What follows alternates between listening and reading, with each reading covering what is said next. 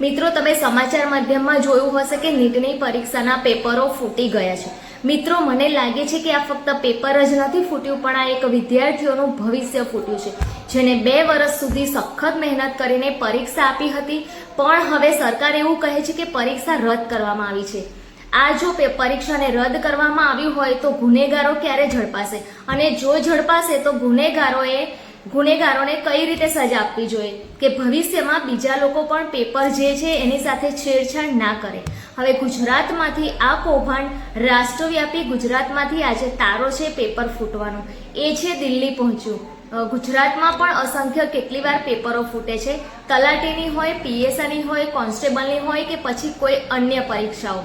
લગભગ ગુજરાતના અંદાજિત 20 વધુ પરીક્ષાના પેપરો ફૂટ્યા છે। સરકાર માત્ર ને માત્ર વચનો જ આપે છે કે કોઈને પણ છોડવામાં નહીં આવે, પણ ખરેખર પકડાશે ત્યારે છોડવામાં આવશે? અને ખરેખર આજ સુધી એવો કોઈ ગુનેગાર બન્યો છે કે એમની સંપત્તિ સરકારે જપ્ત કરી લીધી હોય? હું તો એવું કહું છું કે સરકારે સખત કાયદો બનાવવો જોઈએ કે પેપર ફોડનારો પકડાશે તો એની તમામ સંપત્તિ જપ્ત કરવામાં આવશે, કેમ કે આ માત્ર પેપર જ નથી ફૂટતું। કરોડો વિદ્યાર્થીઓ જે પરીક્ષાઓ આપવા માટે જાય છે ત્યારે એમના કરોડો રૂપિયા દેશના જે છે એના આર્થિક રીતે પાણી થઈ રહ્યું છે।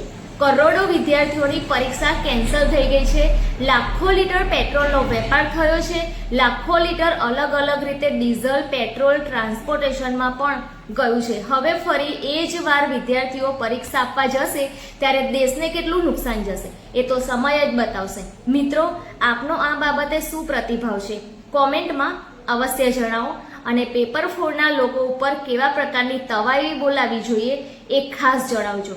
અને એક બાપ પર શું વીતતી હશે એ તો સવાલો છે કે જેણે ઉછીના પૈસા લીધા હોય, દીકરાને ભણાવ્યા હોય, કોઈએ લોન લીધી હશે, કોઈએ વ્યાજે પૈસા લીધા હશે, અને બાપને જ્યારે ખબર પડે કે ડોક્ટર બનવાનું સપનું મારા દીકરાનું સપનું જ રહી જશે, અને આ લાગવગિયાઓ પૈસાદાર લોકો પેપર ખરીદી લે છે અને સીધો ઉતારો કરે છે।